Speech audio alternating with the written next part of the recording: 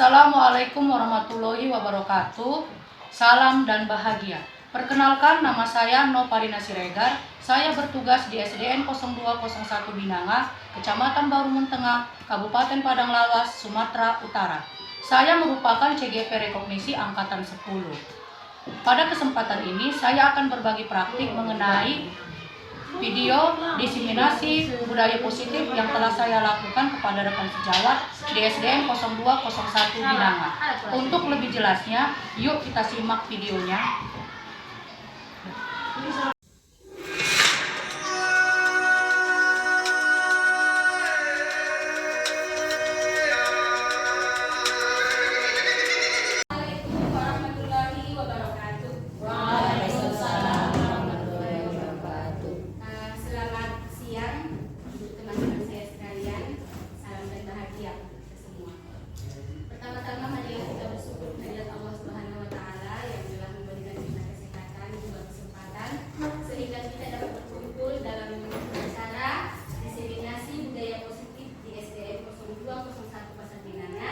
Yang akan disampaikan oleh Ibu Noparina Siregar selaku calon guru penggerak Rekognisi Angkatan 10 Padang Lawas.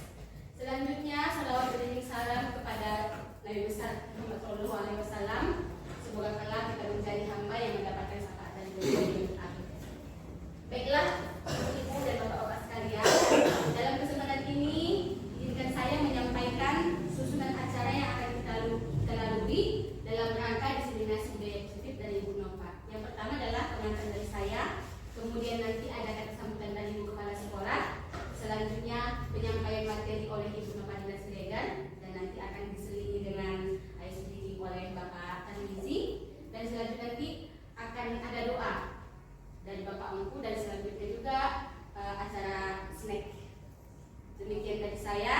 Untuk tidak memperpanjang waktu lagi, saya persilahkan kepada Ibu Kepala Sekolah untuk menyampaikan kata sambutan.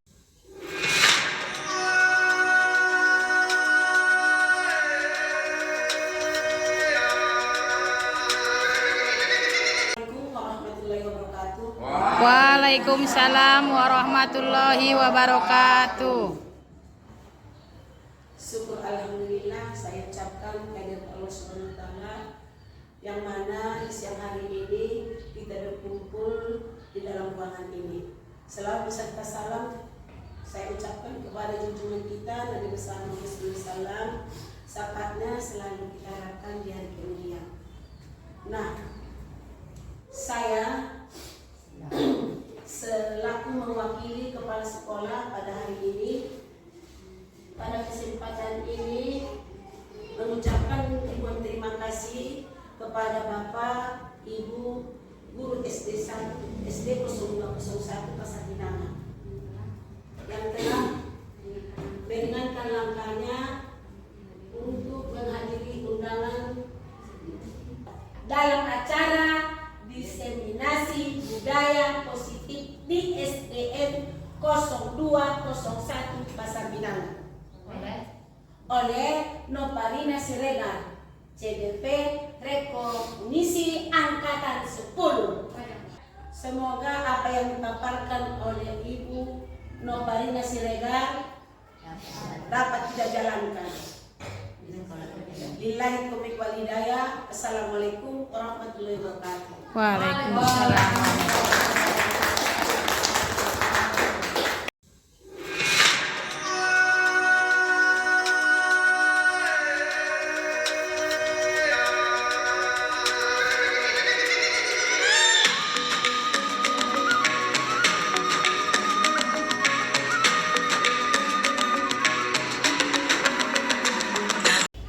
Baiklah Bapak Ibu, mari kita masuki acara inti, yaitu pemaparan langsung dari Ibu Noparina tentang apa itu budaya positif.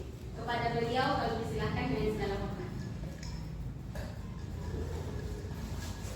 Ibu, sebelum saya menjelaskan mengenai diseminasi budaya positif yang akan saya lakukan di sekolah kita tercinta ini, izinkan saya pertama mengucapkan terima kasih kehadiran Bapak Ibu pada kegiatan ini. Kemudian saya juga mengucapkan terima kasih kepada kepala sekolah yang telah memberikan izin kepada saya untuk melaksanakan kegiatan di siang hari ini. Baiklah Bapak Ibu, sebenarnya budaya positif ini sudah kita laksanakan di satuan pendidikan kita ini. Setiap orang pasti pernah melaksanakannya, tetapi mungkin selama ini kita tidak tahu bahwa yang kita laksanakan itu adalah budaya positif. Jadi ada baiknya kita lihat dulu apa sih itu sebenarnya budaya positif. Budaya positif adalah suatu pembiasaan yang bernilai positif yang di dalamnya mengandung sejumlah kegiatan yang mampu menumbuhkan karakter murid. Budaya positif juga merupakan perwujudan dari nilai atau keyakinan universal yang diterapkan di sekolah. Jadi dalam menerapkan budaya positif itu dia harus berdasarkan nilai-nilai kesepakatan yang kita buat di satuan pendidikan. Bukan dia nilai itu berasal dari kepala sekolah atau dari rekan guru, tetapi hasil dari musyawarah kita sebagai warga sekolah dengan stakeholder yang ada di satuan pendidikan seperti komite sebenarnya harus dilibatkan.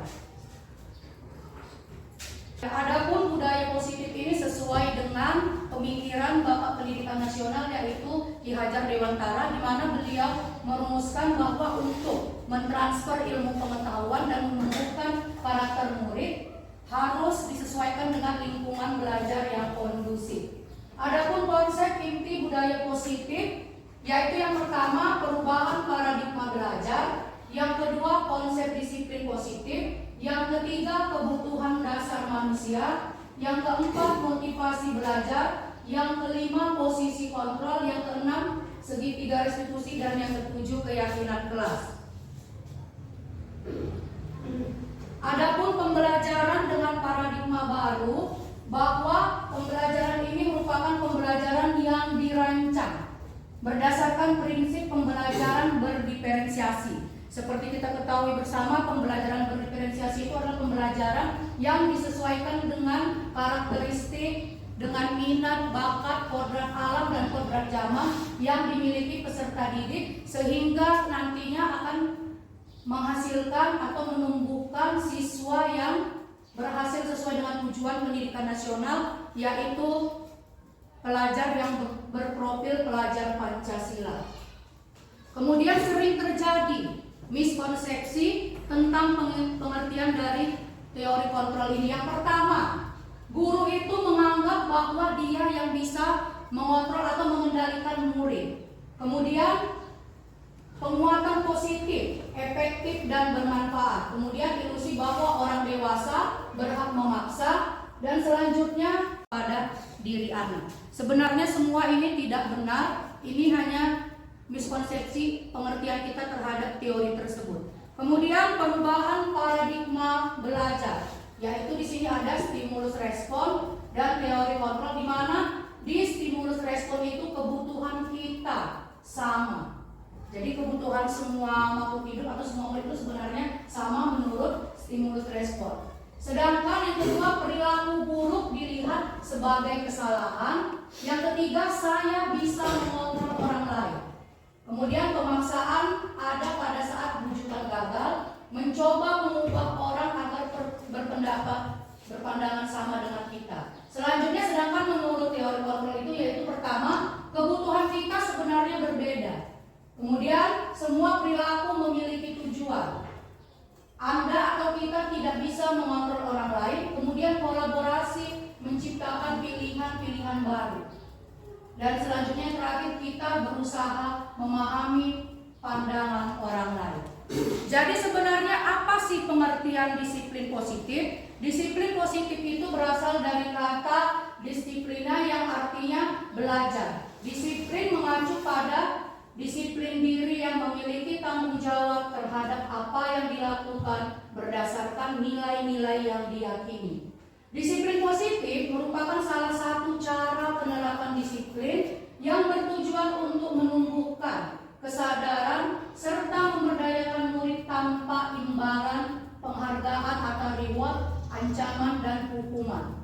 Jadi sebagai guru, tujuan kita adalah menciptakan murid yang memiliki disiplin diri sehingga mereka mampu berperilaku mengacu kepada nilai-nilai kebajikan universal dan memiliki motivasi intrinsik dalam perubahan perilaku ke arah yang lebih baik. Tapi pada dasarnya memang kalau kita lihat murid lah di satuan pendidikan kita khususnya di kelas kita ini, menurut saya belum ada yang memiliki disiplin ini karena dari dirinya.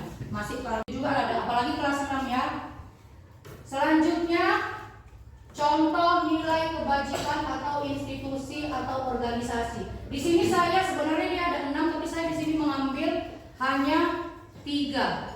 Karena intinya sebenarnya sesuai dengan tujuan pendidikan nasional hanya poin nomor 1, yaitu kita menghasilkan profil pelajar Pancasila.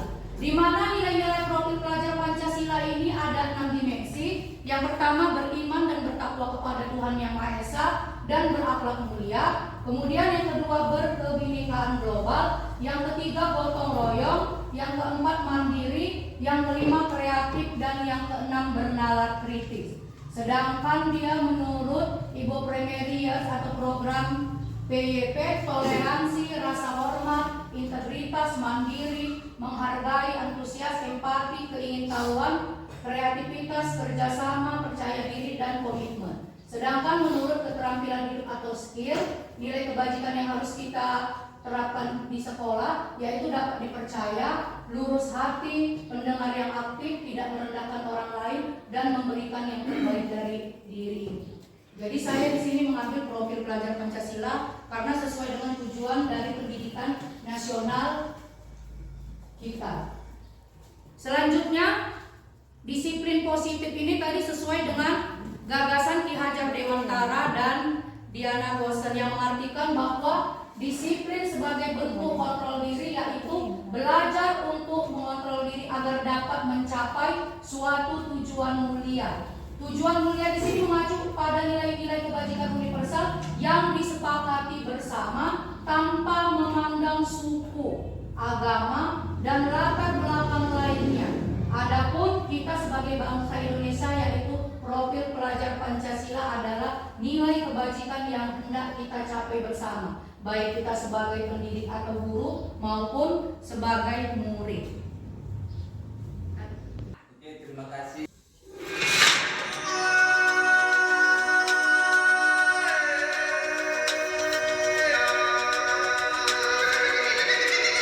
Calon TGP angkatan 10. Jadi tadi Ibu itu sudah memaparkan sedikit, tapi belum selesai Bapak Ibu. Dari sela-sela ini kita menggunakan SPK. Siap Bapak Ibu? Siap. Sekarang kita menuju Pak. Jadi di sini saya mengajak tepuk tangan, tapi ini tujuannya untuk konsentrasi. Siap Ibu? Siap. Oke, Bapak saya contohkan. Tepuk 1 misalnya. Oke, tepuk 2, tepuk 3. Contoh saya Ibu. Nah, dah, tepuk 3 kan? Tepuk 4, 1, 2, 1, 2. Oke, tepuk 5, 1, 2, 1, 2, 5. Atas. Oke.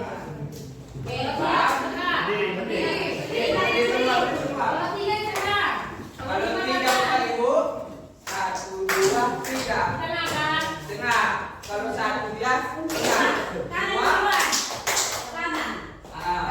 2 ke kanan. 3, 1, 2, 3. Udah, lagi.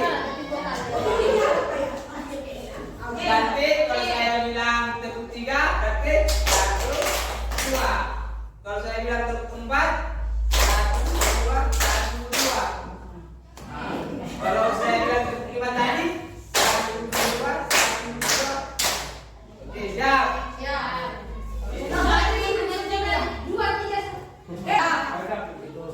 Oke, dari tepuk 1, tepuk 2, tepuk 4. Oke, mantap. Sekarang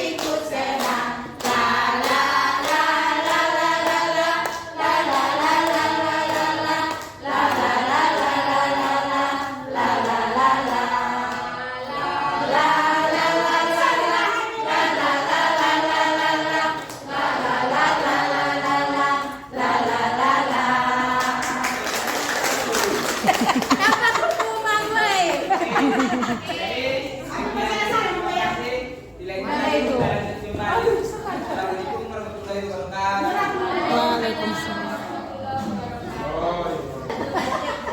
Ya baiklah Bapak Ibu, jadi sebenarnya setiap manusia itu terutama murid kita kan sering melakukan kesalahan. Apa sih penyebab mereka melakukan kesalahan? Yaitu karena kebutuhan dasar mereka itu tidak terpenuhi. Kebutuhan dasar adalah segala sesuatu yang kita lakukan untuk mendapatkan apa yang kita inginkan. Seluruh tindakan yang kita lakukan memiliki tujuan tertentu dan semua usaha terbaik yang kita lakukan adalah dalam rangka memenuhi agar kebutuhan dasar kita terpenuhi dengan baik. Ada 5 kebutuhan dasar manusia meliputi: pertama, bertahan hidup; yang kedua, kasih sayang dan rasa aman; yang ketiga, penguasaan; yang keempat, kebebasan; yang kelima, kesenangan. Jadi di sini ada poin 2 sampai poin 5 lah yang biasanya kita temukan pada murid yang mengalami atau melakukan pelanggaran terhadap disiplin atau peraturan yang sudah kita buat di sekolah. Jadi kadang dia itu mau dia kurang kasih sayang lah dari orang tuanya atau pengen diperhatikan, kemudian dia ingin bebas, ingin berkuasa juga terkadang di kelas tersebut. Dan kadang ada anak dia yang melihat kawannya susah atau melihat kawannya terintimidasi, dia merasa senang. Selanjutnya,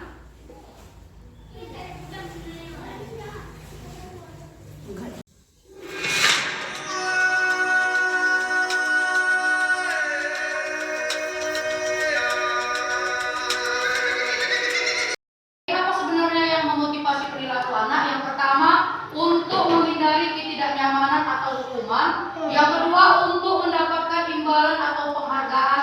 Yang ketiga, untuk menjadi orang yang mereka inginkan dan menghargai diri sendiri dan nilai-nilai yang mereka percaya. Jadi pada dasarnya kalau untuk murid kita, saya rasa masih poin 1 dan 2. Jadi tugas kita Bapak Ibu sebagai guru untuk menuju ke poin yang ketiga. Selanjutnya, di sini ada perbedaan antara hukuman, konsekuensi, dan restitusi. Kalau hukuman, rasa saya ini jujur aja saya pun masih melekat dengan saya hukuman, di mana hukuman itu sifatnya tidak terencana dan tiba-tiba terjadi. Nah, kemudian murid tidak tahu apa yang akan terjadi atau tidak dilibatkan, kemudian bersifat satu arah. Kemudian hukuman yang diberikan bisa bersifat fisik, bisa bersifat psikis. Selanjutnya konsekuensi, yaitu terencana, disepakati sesuai dengan peraturan. Kemudian murid tetap dibuat tidak nyaman, kemudian sikap guru memonitor murid selalu. Selanjutnya restitusi, yaitu proses menciptakan kondisi bagi murid untuk memperbaiki kesalahan, proses kolaboratif mengajarkan murid untuk mencari solusi sendiri terhadap permasalahan yang dihadapinya. Jadi di sini Ibu, yang perlu kita terapkan sebenarnya adalah restitusi. Walaupun memang sejujurnya memang mungkin masih minim lah kita melaksanakan ini. Kedepannya diharapkan kita bisa menerapkannya. Selanjutnya, 5 posisi kontrol bagi guru. Kita sebagai pendidik ini memiliki 5 posisi. Yang pertama, penghukum. Yang kedua, pembuat merasa bersalah. Yang ketiga, teman. Yang keempat, pemantau. Yang kelima, manajer. Apa sih yang dimaksud dengan penghukum? Penghukum itu misalnya apabila murid kita melakukan kesalahan, misalnya tidak mengerjakan PR, kita suruh tulis, misalnya tulis dalam 1 lembar, saya berjanji tidak akan lupa mengerjakan PR. Selanjutnya, pembuat merasa bersalah. Di sini guru bukan memberi hukuman, hukumannya diberikannya berupa hukuman psikis, membuat murid itu merasa malu. Selanjutnya, posisi sebagai teman. Posisi sebagai teman itu biasanya ini menurut saya sering terjadi dikala sudah di tingkat SMP SMP atau SMA. Kemudian pemantau ini dia identik dengan konsekuensi. Yang terakhir, manajer. Manajer inilah yang diharapkan bisa kita terapkan karena manajer ini berhubungan dengan restitusi.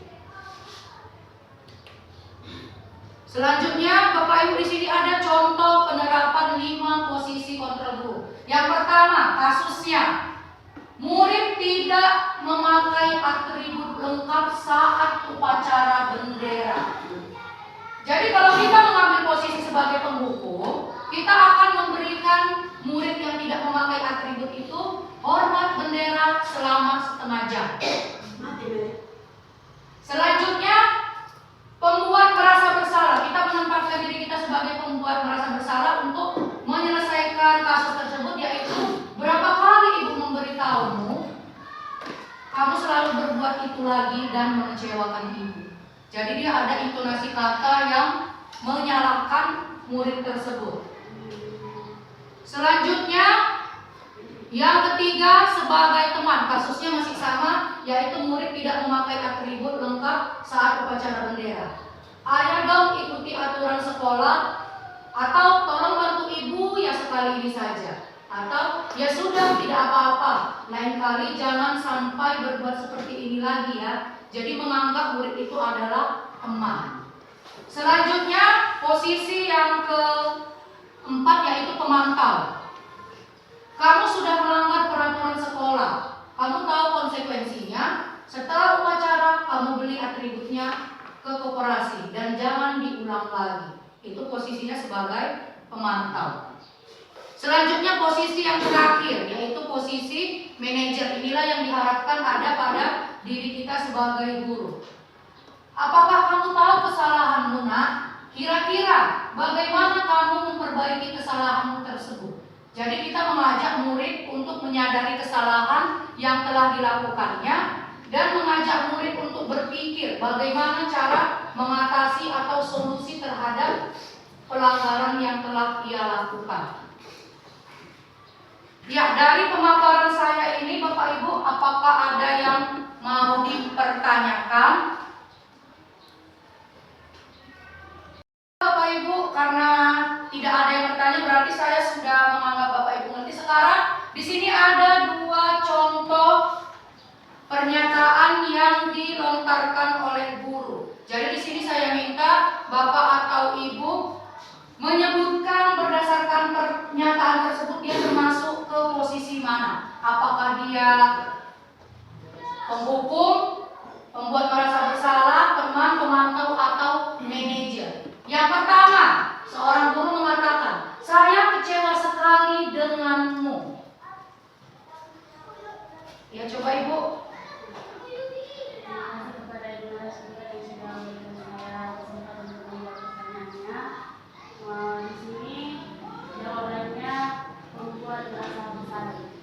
Ya, benar sekali Bu. Untuk posisi pada saat berikan pertanyaan ini yaitu dia membuat merasa bersalah. Jadi dengan kata-kata yang dilontarkan guru itu dia memang nggak menyakiti secara fisik, tapi psikis mengenai hati kita. Selanjutnya yang kedua. Selanjutnya pernyataan yang kedua. Kamu tidak akan pernah mendapat nilai jika tidak mengerjakan tugas. Menurut Bapak Ibu, posisi apakah yang dilakukan oleh guru tersebut? Menurut saya posisi itu penghukum. Iya, benar sekali. Posisi yang diambil oleh guru pada saat memberikan pernyataan ini adalah posisi sebagai penghukum.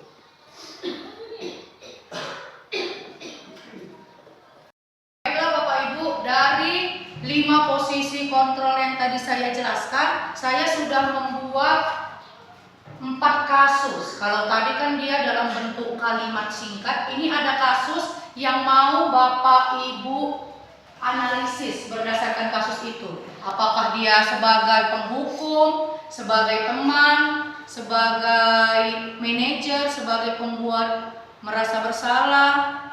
Ya, dari kasus yang pertama. Di sini biar saya bacakan kasusnya. Yang pertama, guru matematika dan wali kelas 8, Ibu Santi sakit sehingga tidak dapat masuk dan mengajar. Akhirnya dicarikan guru pengganti Ibu Eni. Ibu Eni baru 2 tahun menjadi guru SMP. Beberapa murid perempuan, Pipi dan Natali, mengetahui hal ini dan mulai menggunakan kesempatan dan bersikap seenaknya, tertawa dan tidak mengindahkan kehadiran Ibu Eni.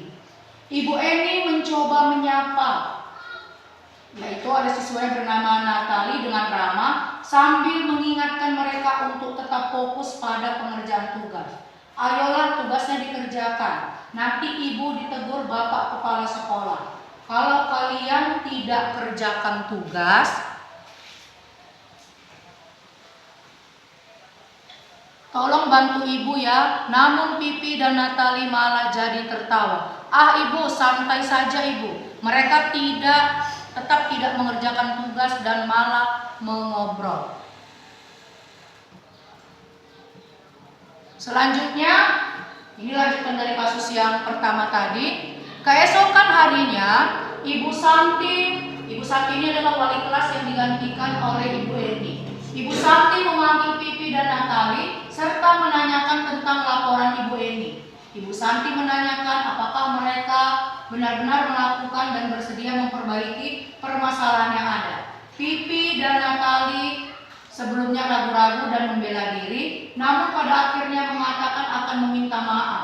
Ibu Santi menanggapi bahwa tindakan itu boleh saja dilakukan bila mereka sungguh-sungguh ingin meminta maaf. Namun Santi menanyakan kembali apa yang mereka bisa lakukan untuk menggantikan rasa tidak hormat Ibu Santi. Baik Pipi maupun Natali mengakui bahwa perilaku mereka tidak sesuai dengan keyakinan kelas yang sudah disepakati. Ibu Santi melanjutkan kembali apa yang akan mereka lakukan untuk memperbaiki masalah. Apakah ada gagasan yang Pipi dan Natali miliki?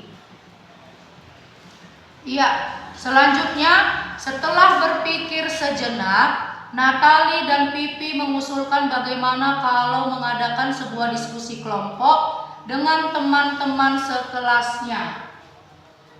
Adapun tema yang mereka pilih adalah penerapan keyakinan kelas, terutama tentang saling menghormati dan bagaimana penerapannya di kehidupan sehari-hari.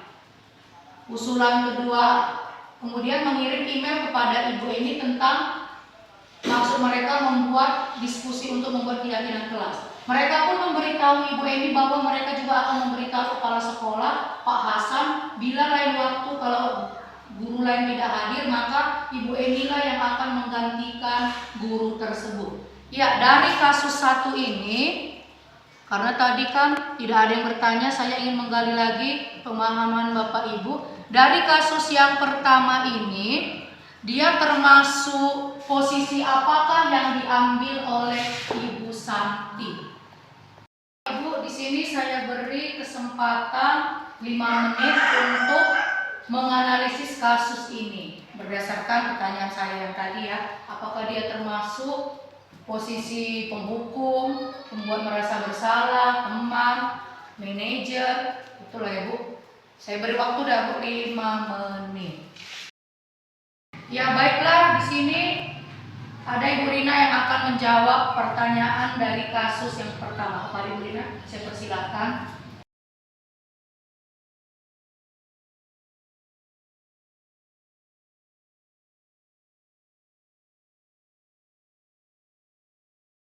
Posisi manajer di mana Ibu Santi menerapkan segitiga restitusi, di mana satu, menstabilkan atau identitas ini terlihat dari kalimat Ibu Santi menanyakan apakah mereka bersedia melakukan perbaiki permasalahan yang ada.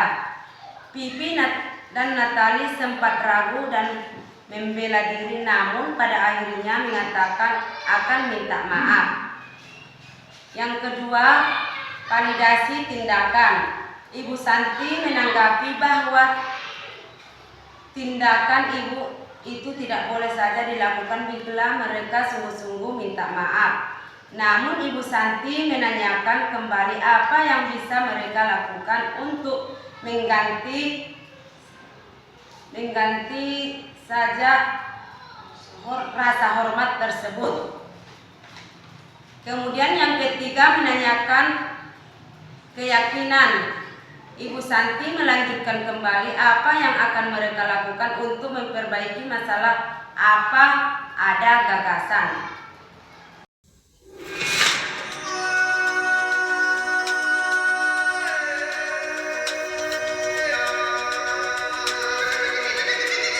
Bapak Ibu, sekarang kita lanjutkan ke kasus yang kedua. Saya akan bacakan.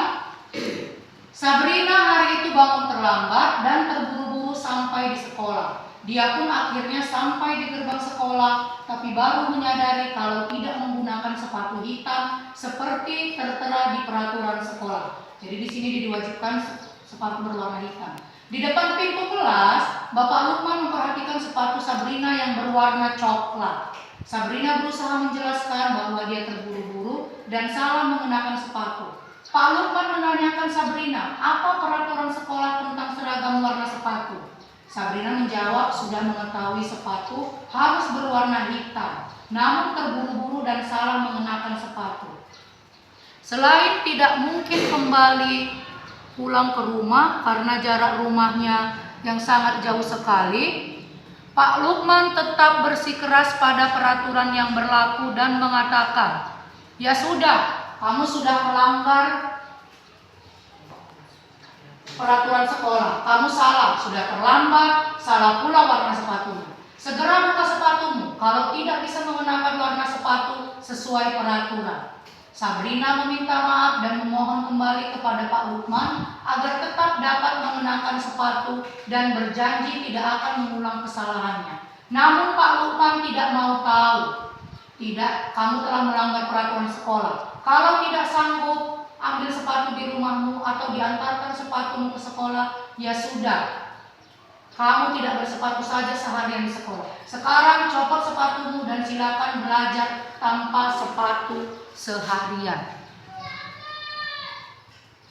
Kemudian Sabrina pun dengan berat hati mencopot sepatunya dan memberikannya kepada Pak Lukman. Seharian dia tidak berani berkeliling karena malu dan lebih banyak berdiam diri di kelas tanpa sepatu. Ya, berdasarkan ilustrasi cerita pada kasus 2, posisi kontrol apakah yang sudah diambil oleh Pak Lukman? Ini sama seperti waktu kasus 1 ya Bapak Ibu, saya berikan waktu selama 5 menit untuk menganalisisnya.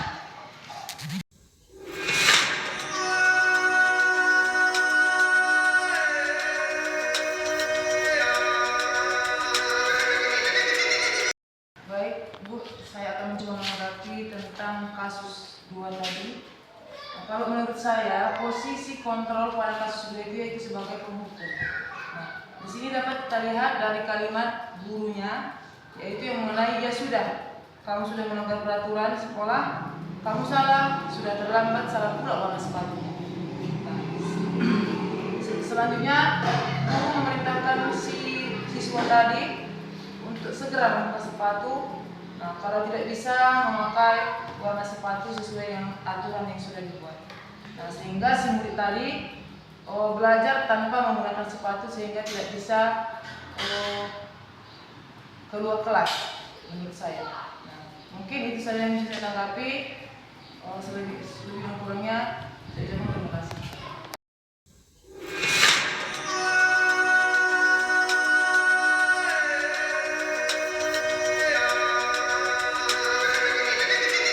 Bapak Ibu, kita lanjutkan ke kasus 3.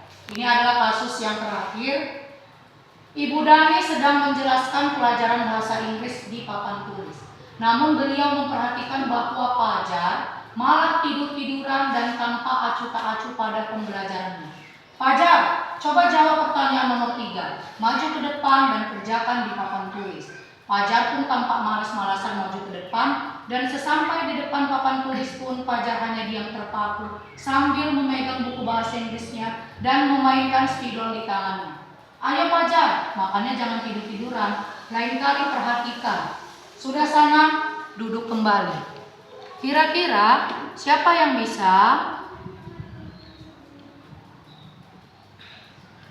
Fajar pun kembali duduk di bangkunya. Hal ini seperti ini sudah sering terjadi pada Fajar. Sepertinya tidak memperhatikan acuh tak acuh dan nilai-nilainya pun tidak terlalu bagus untuk pelajaran bahasa Inggris. Pada saat ditegur oleh Ibu Dani, Fajar hanya menjawab, "Tidak tahu Ibu." Ibu Dani pun menjawab, "Gimana kamu Fajar? Kamu gak kasihan sama Ibu ya? Ibu sudah capek-capek mengajarkan kamu." Tidak kasihan sama Ibu, dan Fajar pun hanya diam membisu. Ya, dari kasus yang ketiga atau kasus terakhir ini, saya juga meminta Bapak Ibu untuk menganalisis posisi kontrol yang diambil oleh Ibu Dani. Saya beri waktu selama 5 menit.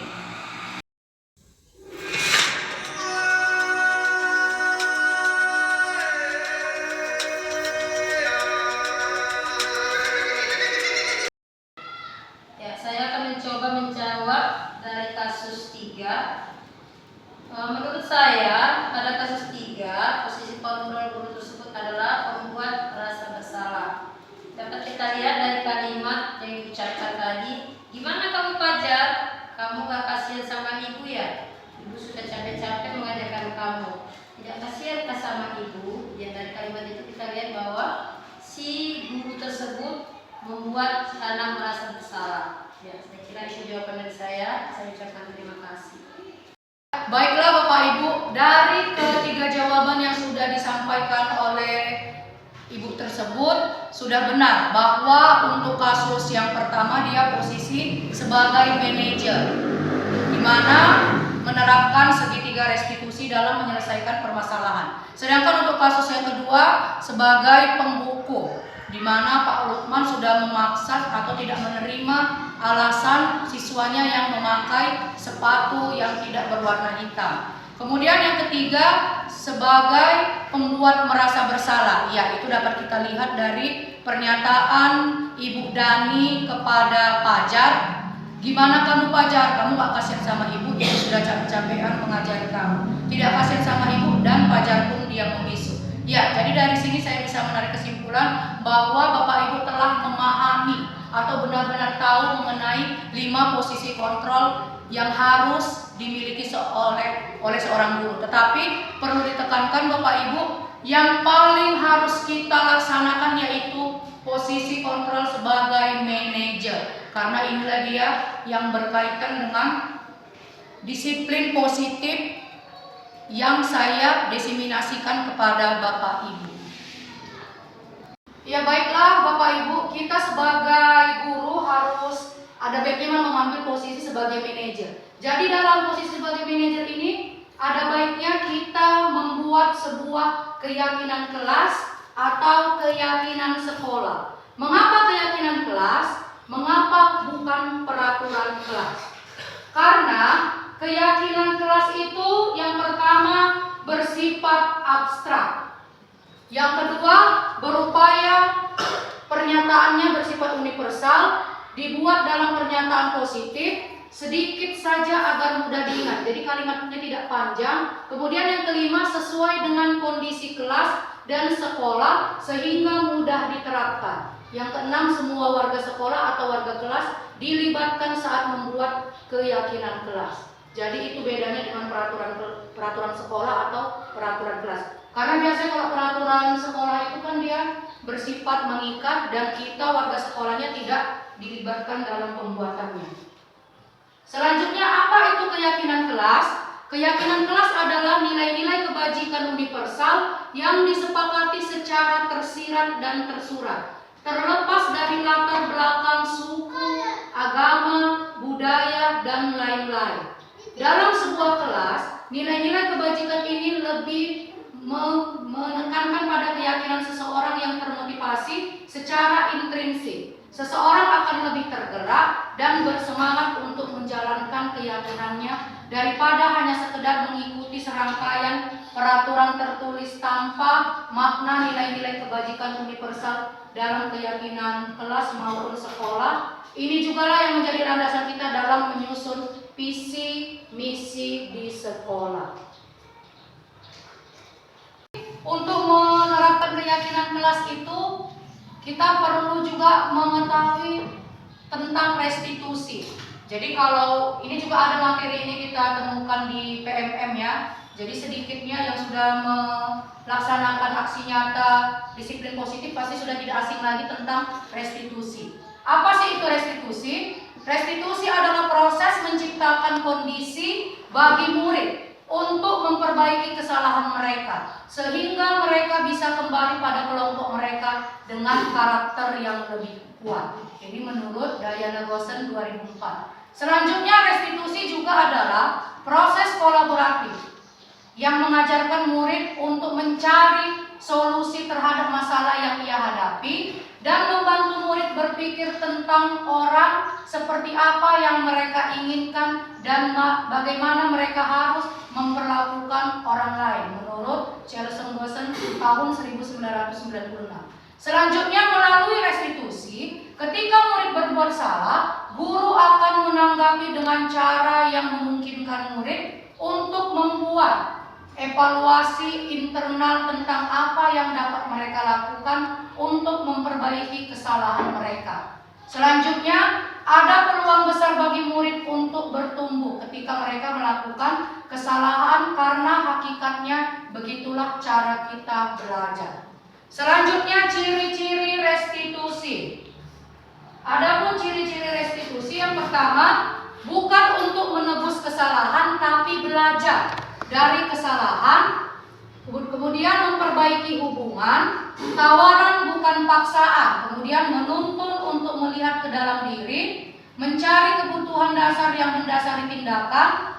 Restitusi diri adalah cara yang paling baik, fokus pada karakter bukan tindakan. Restitusi itu menguatkan, kemudian fokus pada solusi dan mengembalikan murid yang berbuat salah pada kelompoknya. Selanjutnya, langkah-langkah dalam menerapkan segitiga restitusi. Yang pertama yaitu kita menstabilkan identitas. Adapun contoh kalimat yang bisa kita gunakan ketika kita menerapkan segitiga restitusi pada murid yang melakukan pelanggaran, yaitu dengan kalimat berbuat salah itu tidak apa-apa. Memang kita membenarkan dia berbuat salah, tetapi nanti ada di selanjutnya, di bagian selanjutnya kita menanyakan kenapa. Ya, di mana berbuat salah itu tidak apa-apa, kemudian kita menjelaskan atau mencari tahu anak itu kenapa dia berbuat salah. Pasti anak itu akan menyadari bahwa perbuatan dia itu salah atau tidak. Selanjutnya, yang kedua, melakukan atau memvalidasi tindakan yang salah. Biasanya kalimatnya yaitu kamu tentu punya alasan mengapa melakukan itu. Jadi anak melakukan kesalahan itu pasti ada alasan. Pasti karena ada kebutuhannya yang tidak terpenuhi. Selanjutnya, yang terakhir yaitu menanyakan keyakinan kelas. Yaitu keyakinan kelas, yaitu keyakinan yang sudah disepakati bersama, di mana yang membuatnya adalah guru yang ada di kelas tersebut dengan melibatkan wali kelas serta guru bidang studi yang ada di kelas. Ya, baiklah Bapak Ibu, di sini saya sudah membuat sebuah video penerapan segitiga restitusi yang sudah saya lakukan di kelas 6C, di mana di sini murid telah melakukan pelanggaran terhadap keyakinan kelas yang sudah kami sepakati bersama.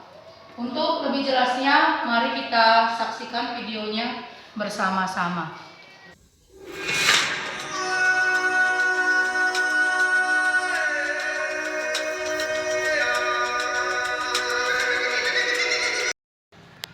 Ya, baiklah Bapak Ibu, yuk kita simak sama-sama videonya.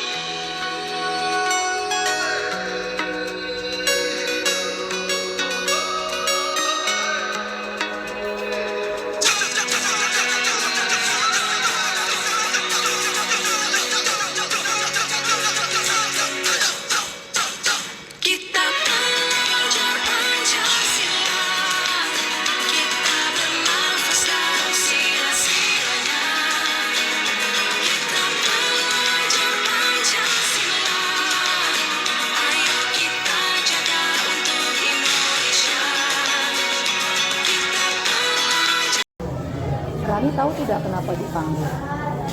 Coba jelaskan kenapa Ibu panggil Rani. Iya, apa kesalahan yang Rani lakukan? Iya, benar nak. Semua orang pasti pernah melakukan kesalahan. Mungkin selama 2 minggu ini Rani terlambat bangun atau ada halangan sehingga Rani terlambat datang ke sekolah.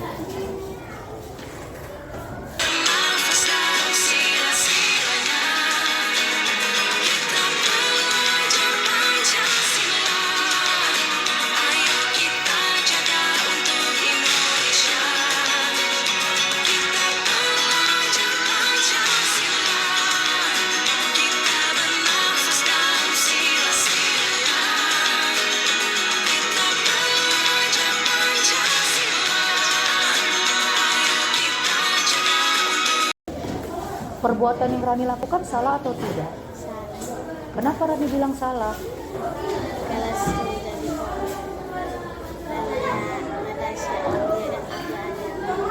Iya benar. Apa Rani mau belajar di kelas yang kotor? Iya, Ibu setuju. Tidak ada orang yang mau belajar di kelas yang kotor. Selain akan menghilangkan konsentrasi, maka lingkungan juga tidak bersih, sehingga mungkin bisa saja banyak nyamuk.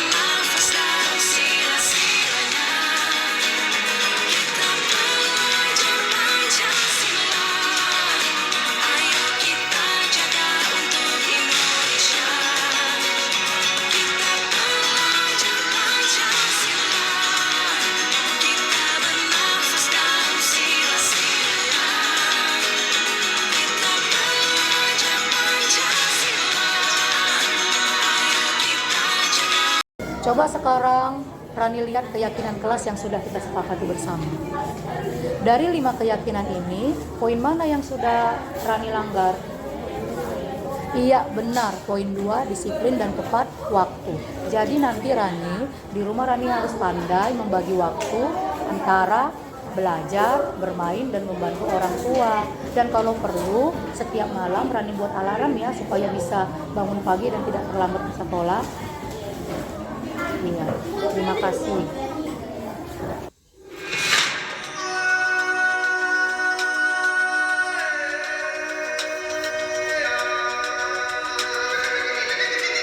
Saya terhadap praktek segitiga restitusi yang Ibu lakukan sangat bagus.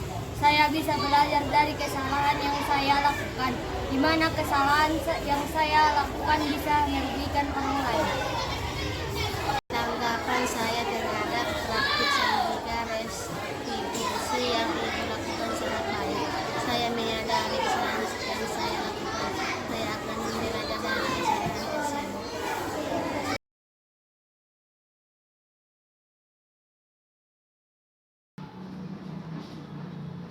Ya, demikianlah Bapak Ibu paparan materi diseminasi budaya positif di SDN 0201 Binanga yang dapat saya sampaikan. Semoga kedepannya kita bisa menerapkannya khususnya di kelas kita masing-masing, dan semoga juga menambah wawasan kita mengenai budaya positif di sekolah. Saya akhiri dengan Assalamualaikum warahmatullahi wabarakatuh. Waalaikumsalam warahmatullahi wabarakatuh. Bapak Ibu sekalian, barusan kita telah mendengarkan pemaparan dari Ibu Novalina tentang diseminasi budaya positif. Terima kasih kepada Ibu, dan selanjutnya kita akan berdoa yang akan dipimpin langsung oleh Bapak Ongku Ahmad Mudahara. Kepada Bapak, kami silakan.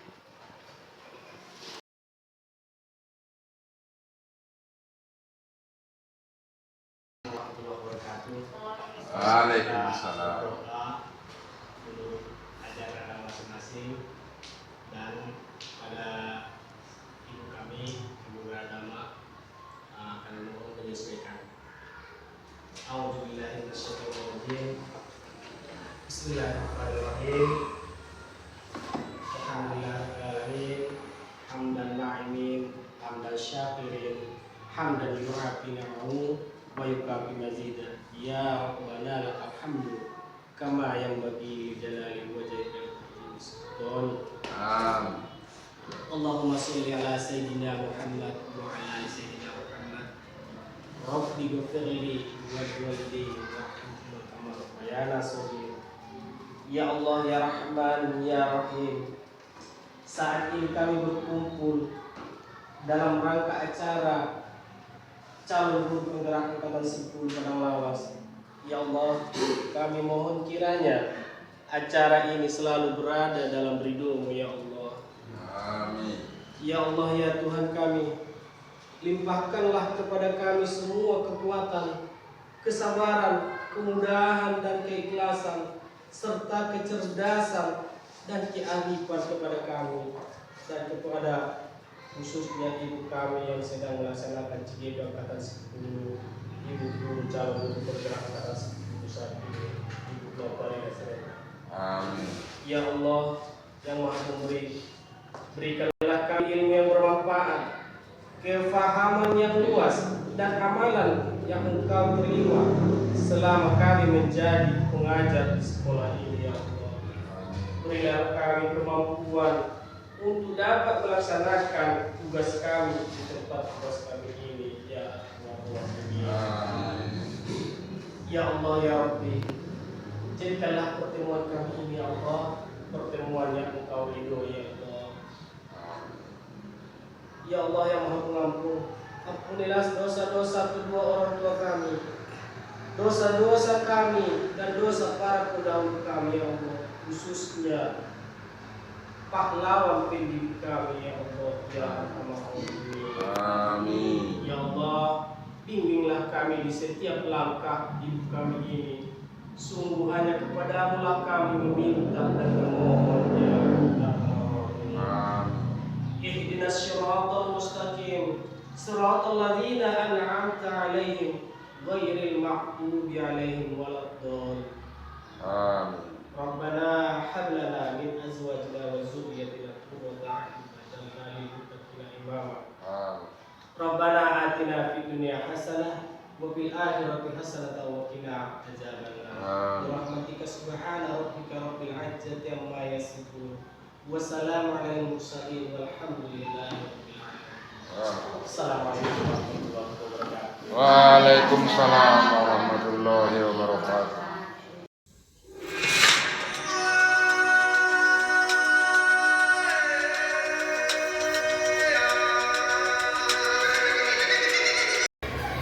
Assalamualaikum warahmatullahi wabarakatuh. Perkenalkan, saya Desnora Sahriyati Siregar selaku guru penggerak Angkatan 7 Kabupaten Padang Lawas.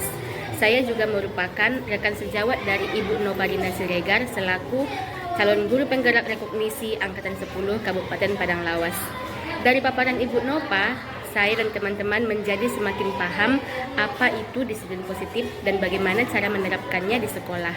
Saya berharap saya dan teman-teman dapat menerapkan disiplin positif ini mulai dari kelas masing-masing agar tercipta sekolah yang aman dan menyenangkan bagi anak-anak. Sekian dari saya. Assalamualaikum warahmatullahi wabarakatuh. Salam dan bahagia. Menurut saya, apa yang telah disampaikan oleh Ibu Noparina Siregar mengenai topik restitusi yang sebelumnya dapat meningkatkan pengetahuan saya dalam mendisiplinkan anak didik.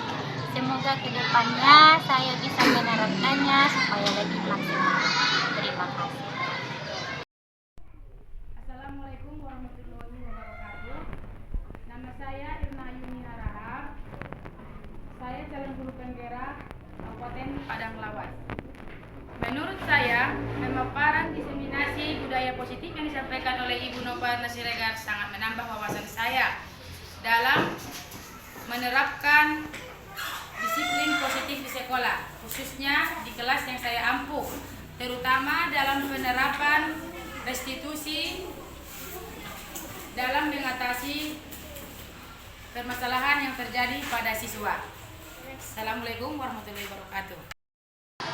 Menurut saya, apa yang sudah dikemukakan oleh Ibu Noparina Siregar sudah baik dan dapat memotivasi saya dalam menerapkan restitusi dalam murid yang bermasalah dalam kelas. Demikian video praktik baik kegiatan diseminasi budaya positif yang sudah saya lakukan di sekolah. Semoga dapat menginspirasi Bapak Ibu semua. Salam dan bahagia.